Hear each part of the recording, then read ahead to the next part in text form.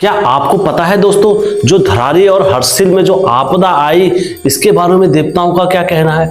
सोमेश्वर देवता ने कई लोगों की अपनी दया दृष्टि और अपनी कृपा से जान बचाई। क्या आप इस बारे में जानते हो। भद्रेश्वर महादेव के धामी ने कई बार भविष्यवाणी कर दी थी। क्या आप इस बारे में जानते हो दोस्तों आज की जो घटना मैं सुनाने जा रहा हूं दोस्तों, आपके पांव के नीचे से जमीन हिल जाएगी कि उत्तराखंड के देवी देवताओं से छेड़छाड़ करने का नतीजा क्या होता है।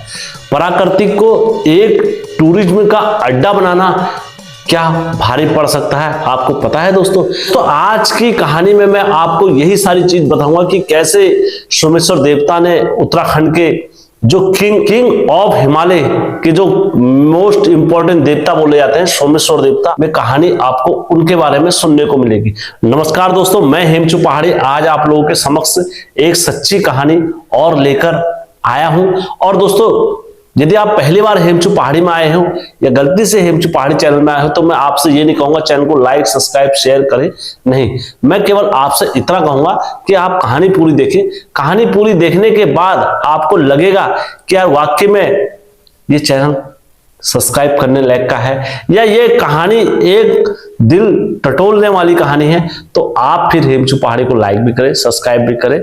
फिर आपका उत्तरदायित्व बनता है हेमचू पहाड़ी को आगे बढ़ाने का। तो दोस्तों, हमेशा की तरह वीडियो में आगे बढ़ने से पहले चैनल का इंट्रो।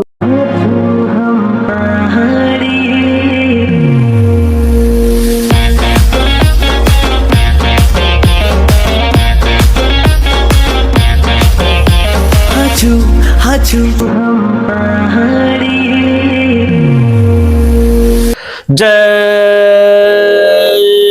पिरकारा बजरंगी, हर हर हर हर हर हर हर हर महादेव। आप सभी भक्तों पर महादेव की कृपा और बजरंगबली का आशीर्वाद हमेशा बने रहने चाहिए दोस्तों आज की सच्ची स्टोरी पर आगे बढ़ने से पहले, लंबे समय से वीडियो नहीं डाल पाया एक हफ्ते से, क्योंकि मेरा अपना घर का कुछ काम चल रहा था, इस वजह से मैं आपको वीडियो नहीं डाल पा रहा था। तो मैं इस वजह से अब आप लोगों के समक्ष डेली कहानी लेके आता रहूंगा। नवरात्रि के पावन अवसर पर मैं आप सभी भक्तों पर, जो माता की साधना में बैठे हैं, जो माता की भक्ति में बैठे हैं, जो नौ दुर्गा के रूप में घर में बैठे हैं, मैं उन सबको ढेरों बधाइयां और शुभकामनाएं देना चाहता हूं। माता रानी के आशीर्वाद से ही आप लोगों के समक्ष मैं भी कहानी लेके आता हूं। तो दोस्तों, माता रानी की कृपा होती है तभी जाके कुछ ना कुछ होता है। इस पावन अवसर पर कोई भी भगत माता रानी की कहानी या सच्ची स्टोरी हमारे साथ साझा करना चाहता है तो अवश्य हेमचू पहाड़ी के साथ साझा करें। मेरा यकीन माने दोस्तों, मैं उस घटना को सत्य समझ के ही अपलोड करता हूं चैनल पर। तो दोस्तों, आइए आज की सच्ची स्टोरी में आगे बढ़ते हैं। दोस्तों, हमारे जो ये कहानी आई है मेरे पास, ये धराली क्षेत्र से आई है। और धराली में आप सभी को पता है 5 तारीख को एक बड़ी आपदा आई थी और उस आपदा ने पूरे भारत को हिला के रख दिया। उसके बाद आप देख सकते हो कैसे पंजाब में बाढ़ आई और किस तरीके से पंजाब में बहुत दुख का हाल हुआ, और एक के बाद एक आपदाएं फिर देहरादून में, मतलब ये समझ लो कहीं ना कहीं 2025 पूरा धरती से जलमग्न हो गया। जो ये कहानी मेरे पास आई है, सोमेश्वर देवता ने कैसे अपने भक्तों को बचाया उस दिन, मैं आप लोगों को वो बताने जा रहा हूं। दरअसल 5 तारीख का जो दिन था, उस दिन में सोमेश्वर देवता की क्या हो रही थी, डोली निकलनी थी। तो डोली का जो मंदिर था, वो जो उस पहाड़ी से पत्थर चटकता था, तो वो दूसरी पहाड़ी से आप लोगों ने देखा भी होगा, लोग सीटी बजा रहे थे और लोग सीटी बजा के बहुत सारी चीजें कर रहे थे। तो मैं आपको बता देता हूँ सीटी बजाने का उद्देश्य क्या होता है। किंग ऑफ जो हिमालय के जो देवता बोले जाते हैं, वो सोमेश्वर देवता बोले जाते हैं। सोमेश्वर देवता ऐसे देवता है, मतलब ये समझ लो कि जो सोमेश्वर देवता ने अगर बोल दिया तो दोस्तों वो होना ही होना है। और इनके साथ हिमालय, मतलब ये इतने बर्फीले इलाकों में रहते हैं और इतने वहां ध्यान में रहते हैं कि वहां पर इनको लाटा देवता ही बोला जाता है। लाटा देवता मतलब ये सुनते नहीं है, और इनको सुनाने का तरीका क्या होता है, सीटी बजाते हैं। जब भी ये अपने धामी पर अवतरित होते हैं या जब भी अपने धामी पर अवतार रखते हैं, तो लोग इनको सीटी मार के बुलाते हैं और सीटी मार के जब इनका सुमरन करते हैं, और जब तब जाके लाटा जो सोमेश्वर देवता होते हैं वो इनकी ओर को देखते हैं। तो दोस्तों, सोमेश्वर देवता अपने भक्तों पर बोला जाता है किंग ऑफ हिमालय, हिमालय के किंग, मतलब हिमालय के किंग देवता। तो दोस्तों जब ये अवतरित हुए वहां पर, तो बोला जाता है जिस दिन इनकी पूजा थी तो उस दिन धराली गांव को छोड़कर सारे जितने यंग और जो बुजुर्ग लोग थे वो कहां पहुंच गए थे, वो सोमेश्वर देवता की उस ढाई में पहुंच गए थे पूजा करने के लिए। और तो दिन का समय था वहां पूजा का, तो सभी लोग वहां पर पूजा वगैरह कर रहे थे। तो जैसी पूजा वगैरह समाप्त हुई तो लोग अपने घर को आने के जब प्रस्थान कर रहे थे, तो दोस्तों उसी टाइम पर क्या हुआ, वो पहाड़ से पत्थर गिरा और बड़ी भयंकर आपदा आई। और जिस आपदा के चलते हुए वहां पर लोग कौन कौन थे, मैं आपको वही बताता हूं। दोस्तों वहां पर जो लोग थे, कुछ नेपाली लोग बाहर से आए हुए वहां पर काम कर रहे थे, कुछ बिहार से आए हुए थे, वो भी वहां पर काम मेहनत मजदूरी कर रहे थे, और बाकी जो टूरिस्ट लोग थे, तो टूरिज्म के जो लोग थे वो भी वहां पर होटलों में बसे हुए थे। अब दोस्तों जब ये आपदा आई वहां पर से, जब दूसरी ढाई से लोगों ने देखा, तो उन्होंने देखा अपनी आंखों के सामने अपने धराली गांव को छतर दसर होते हुए देखा। तो वो सिटी, उस टाइम पर सिटी भी बजा रहे थे क्योंकि सोमेश्वर देवता उस ओर अवतरित हुए थे। तो इस ओर क्या हो गया था, पर्वत भी गिरते हुए आ रहा था। तो काफी लोगों की जान और काफी लोगों की, यंग लोगों को सोमेश्वर देवता के आशीर्वाद से जो आस्था रखते थे अपने इष्ट देवता पे, तो उन लोगों की जान उसके माध्यम से बची। अब मैं दोस्तों आप लोगों को बताता हूं कि धराली और हर्षिल एक ऐसा क्षेत्र है कि जहां पर कल्पेश्वर महादेव स्वयं विराजमान होते हैं। कल्पेश्वर मंदिर आदि गुरु शंकराचार्य जी ने उसकी स्थापना खुद करी थी, और जब कल्पेश्वर मंदिर को कई बार मॉडिफाइड कर दिया गया है, कई बार उसके साथ छेड़छाड़ करके उसका पुनः रूप निर्माण करके, और टूरिज्म के हिसाब से पहले उस मंदिर पर कोई औरत वगैरह नहीं आती थी, लेकिन अब टूरिज्म के हिसाब से उस मंदिर को इस टाइप से बना दिया है मॉडिफाइड करके कि वहां पर सभी लोग आते हैं कल्पेश्वर, क्योंकि कल्पेश्वर में मैं एक रात रुका भी था। तो वहां पर इस टाइप से है, वहां पर टूरिज्म का है, नीचे से गंगा बहती है फसकरा, इधर साइड से गंगा बहती है और इस साइड से सभी लोग दर्शन करते हैं, और वहां पर बैठ के अपना टूरिज्म, जैसे होटलों में रुके रहते हैं रात, तो वहां पर आते हैं दर्शन करते हैं। तो वो मंदिर पर जब छेड़छाड़ हुई तो सोमेश्वर देवता ने भी और मासु देवता ने भी कई बार अपने भक्तों को बता दिया था। दोस्तों मासु देवता के बारे में मैं आपको बता देता हूं, 4 भाई मासु देवता होते हैं, और ये जब अपने न्याय पर चलता है इनका न्याय, तो दोस्तों जौनसार की विद्या, लाहौर की विद्या धरी की धरी रह जाती है, क्योंकि इनकी विद्या के आगे किसी की विद्या नहीं चलती है। सारी विद्याओं को काटने का तोड़ रखते हैं, बोलते हैं जो इनके वहां की ध्यानी वगैरह जो ले जाते हैं, तो मासु देवता 4 भाई जो होते हैं वो छोड़ते नहीं है कि अगर उसके साथ अन्याय हो गया तो दोस्तों उस मंदिर को कई बार टूरिज्म के हिसाब से, और कई बार वहां पर हर्षिल से मात्र 10 किलोमीटर ऊपर को, 10-15 किलोमीटर ऊपर को फिर क्या है, बड़े बड़े देवता विराजमान करते हैं। बड़े बड़े देवता वहां स्नान करते हैं, बड़े बड़े देवताओं की बंदी उस स्थान पर जाके खोली जाती है, बड़े बड़े देवी देवताओं को वहां से जल ले जाकर अपने घरों में स्नान कराया जाता है। दोस्तों 10-15 किलोमीटर की दूरी से ऊपर क्या जाता है, गंगोत्री का पावन लहरें और मां गंगा की शीतल धारा वहां से बहती हुई आती है। तो दोस्तों आप इस चीज को समझ सकते हो कि कितना प्रचंड माता का वेग है वहां पर, ना प्रचंड माता की शक्ति है। और वहां पर मतलब ये टूरिज्म के हिसाब से तो मेरे हिसाब से बनाना ही नहीं चाहिए। जिसके मन में श्रद्धा होगी, जिसके मन में भक्ति होगी, जिसके मन में श्रद्धा होगी, वो वहां पहुंचेगा। जबरदस्ती लोगों को वहां पर सुविधा देके लोगों को वहां बुलाकर मतलब हमारे धर्म को खंडित करना है। आप ये सोचे कि जिसके मन में भगवान के प्रति आस्था ही नहीं है, जिसके मन में भगवान के प्रति श्रद्धा ही नहीं है, दिन रात लोगों को लूट रहा है, वो उस स्थान पर जाकर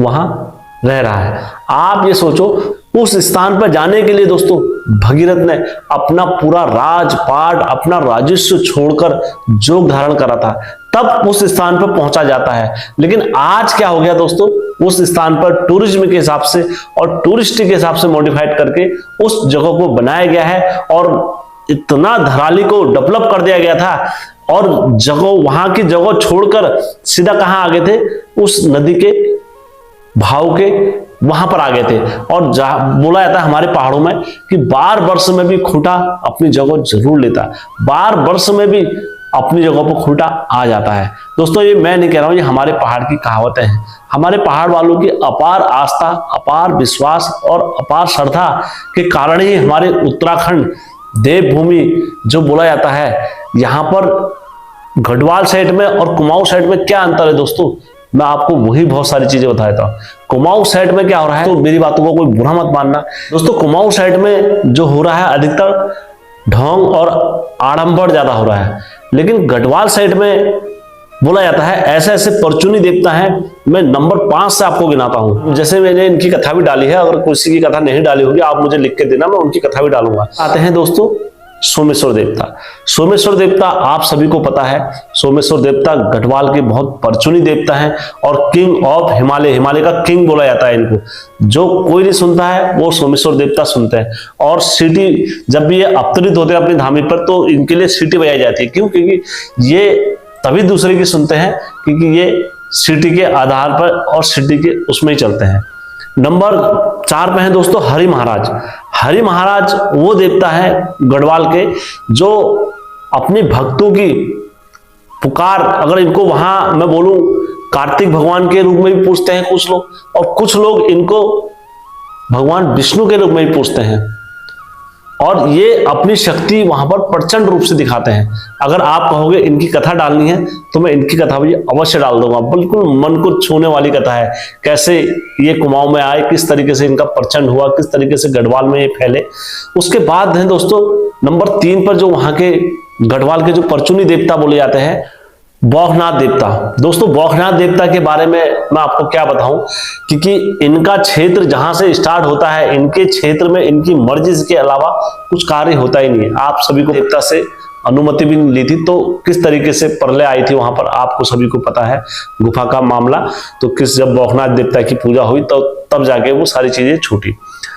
नंबर 2 पर जो आते हैं दोस्तों वहां के पटवारी देवता जो होता है, ये भी बहुत परचुनी देवता है गढ़वाल के। और ये सुनते हैं उत्तरकाशी में इनका नाम, अपना उत्तरकाशी से जो ऊपर के देवता बता रहा हूं आपको मैं, ये इधर साइड के नहीं बता रहा हूं आपको। ये उत्तरकाशी उत्तराखंड की देवभूमि है और सभी देवी देवताओं का अगर बोला जाए तो वहां से प्रकट स्थल है, क्योंकि वहां माँ गंगा बह रही है और गंगा के धाराओं के चलते हुए उत्तरकाशी अपना आप में ही देवी देवताओं की तपोस्थली है। अध्यात्म को खींचने वाली नगरी जो बोला जाता है उत्तरकाशी को बोला जाता है। वहां स्वयं काशी भगवान विश्वनाथ भी बैठे हुए हैं उत्तरकाशी में, अध्यात्म को अपनी ओर खींचता है उत्तरकाशी। दोस्तों नंबर 1 पर जो आते हैं और इसके बाद जो वहां के पूरे गढ़वाल के जो परचुनी देवता होते हैं मैं वो बताऊंगा। नंबर 1 पर जो बोले जाते हैं वहां के मासू देवता। 4 भाई मासू जो हैं वो क्या होते हैं, अभी ये 5 उनके नाम बता रहा हूं जो चलते हैं। अभी ये सब किसके अनुमति पर चलते हैं, किसके ढाल में चलते हैं, मैं वो भी बताता हूं आपको। तो दोस्तों नंबर 1 पर जो बोला जाता है वो मासू देवता। मासू देवता के आगे कोई विद्या नहीं चलती है। 4 भाई होते हैं, ना इनके आगे कोई विद्या चलती है, ना कोई शक्ति चलती है, ना कोई कुछ होता है इनके आगे। क्योंकि अगर आपको अपने उत्तराखंड के अंदर देवी देवताओं का विद्या और देवी देवताओं की विधि विधान या देवी देवताओं की पूजा पद्धति अगर देखनी है दोस्तों, जौनसान में रमणीय वहां आप चले जाना, तो आपको पूरे उत्तराखंड के रीति रिवाज फेल मिल जाएंगे। इस तरीके से देवी देवताओं को पूजने का तरीका, इस तरीके से देवी देवताओं को बनाने का तरीका, इस तरीके से देवी देवताओं को प्रसन्न करने का तरीका आप देखकर हैरान हो जाओगे दोस्तों। बिल्कुल रमणीय देने वाला मंत्र मुक्त करते हैं मासू देवता। आप दोस्तों यह सब देवता किससे अनुमति लेते हैं, किसके साथ में चलते हैं और कौन सा देवता का दोष लगने पर ये सब पीछे हट जाते हैं, मैं आपको वही बताता हूं दोस्तों। जो सर्वप्रथम ही गढ़वाल में जो आते हैं देवता पूजने में, वो आते हैं नरसिंह देवता। नरसिंह देवता गिनती में भी नहीं आते हैं, समझ लो। क्योंकि वो कुमाऊं गढ़वाल के दोनों जगहों के होते, इसलिए मैंने उनको गिनती में नहीं रखा। वो तो सर्वप्रथम है। अगर उनके भक्त को या उनके किसी दास को या उनके किसी मित्र को या किसी उनकी ध्यानी को, किसी को अगर किसी ने परेशान भी कर लिया, तो दोस्तों मैं कुछ नहीं कह रहा हूं, आप सभी को पता है, इतिहास साक्षी है इसके लिए कि नरसिंह देवता के भगत को अगर किसी ने छेड़ दिया, नरसिंह देवता की ध्यानी को किसी ने परेशान कर दिया, तो दोस्तों आप ये सोचो उसका क्रोध के भागी झेलना ही पड़ता है। नरसिंह देवता कुमाऊं और गढ़वाल में दोनों जगह सर्वप्रथम पूजे जाने वाले देवता हैं। और ये मैं इनका पूरा डिटेल नहीं बता रहा हूं, मैं आपको शॉर्ट वीडियो बता रहा हूं ताकि आप समझ सको चीजों को। तो दोस्तों जितने भी ये देवता आते हैं सब ये नरसिंह देवता के साथ में चलने वाले देवता है, और ये एक दूसरे को कॉम्प्रोमाइज करके चलते हैं देवता। और जहां पर नरसिंह देवता का दोष होता है तो ये सब पीछे हट जाते हैं, फिर कहते हैं तो नरसिंह का दोष है, इसमें हम कुछ नहीं कर सकते हैं।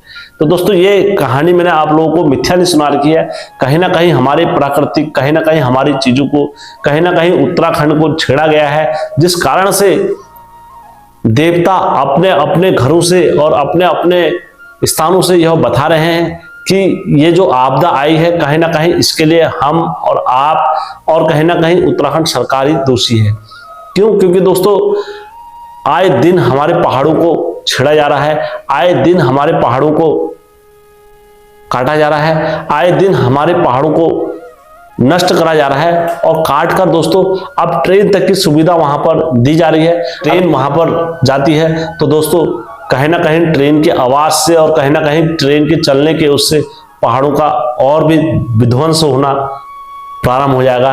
तो दोस्तों ऐसी सच्ची जानकारी और ऐसी सच्ची घटना के लिए हेमचू पहाड़ी के साथ बने रहना। और हेमचू पहाड़ी ने अगर कुछ भी मिथ्या बोला या किसी देवता के बारे में अधूरी जानकारी देखी तो आप मुझे कमेंट में जरूर देना, तो मैं जरूर आप लोगों के लिए कहानी लेकर आऊंगा।